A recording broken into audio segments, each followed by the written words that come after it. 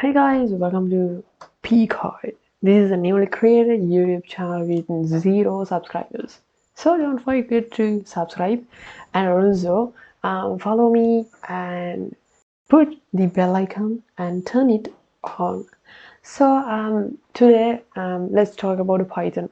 Python is the most powerful programming language in it's using in NASA and also Google and so many things for big projects.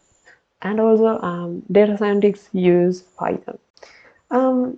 Let's talk about what are the IDEs that we can use for coding Python. And first I search Python in here and I can see www.python.org and I go into this site and see it's very nice website and we don't need them.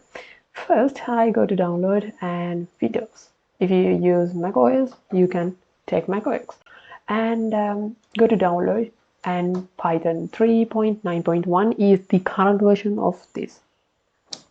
And also note that 3.9 plus cannot be used in Windows 7 or earlier. Okay, then it's the first one, and also Anaconda. Anaconda is a data scientist toolkit. Anaconda is distributed of the Python and R programming language of scientific programming and computing. So I go into the website. We can see your data science toolkit in here, and I can put downloads and see in here Anaconda installs. Here we if I take 64-bit graphical installation, and also if you're using macOS and also Linux, it is not a matter. You can select and download any one. And this is my favorite one, PyCharm.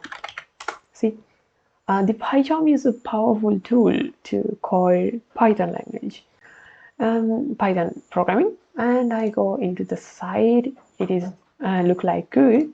And I'm sorry. So I go to downloads, and we can see professional and community installations. If you use professional, you have to pay for it, and we get only a free trial. And also if you use community, it's free and open source.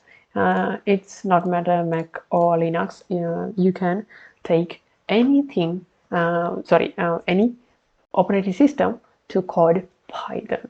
So I told you that I'm going to use PyCharm as my IDE. See in here I have PyCharm, and if I open this is how can I see it. Okay, in the next video we are going to start our coding with basic level. So thank you guys, and watch next video, and don't forget to subscribe and put the bell icon.